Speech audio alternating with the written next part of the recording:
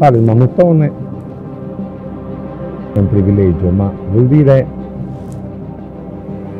ripercorrere nel tempo il segno delle radici. Quelle radici che i nostri avi hanno in tempi lontani hanno creduto, hanno percorso.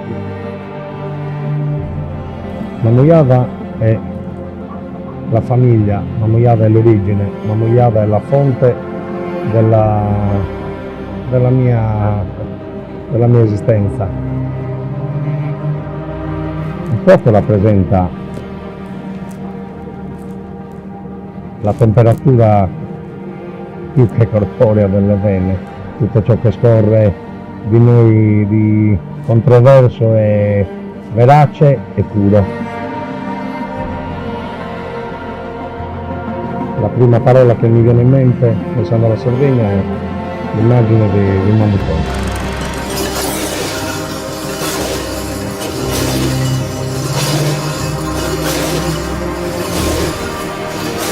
Abbiamo un legame di assoluta, come dire, solidarietà, complicità e anche senso comune di quello che facciamo, di quello che portiamo avanti. Questo è il senso che ci accomuna di più, anche con sofferenza, perché è giusto che si sappia che fare il mamuttone non è una cosa solo piacevole, ma crea anche una certa sofferenza, chiamiamola così.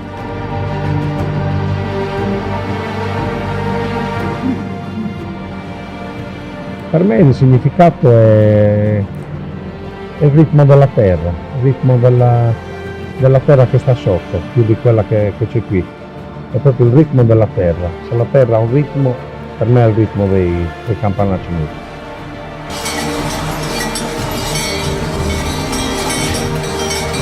Il mio sogno da bambino era diventare due sogni. Uno un calciatore professionista e l'altro un mamuttone. Io da bambino li vedevo assolutamente come degli eroi e delle figure misteriose che sempre mi incuriosiva sapere chi c'era dietro.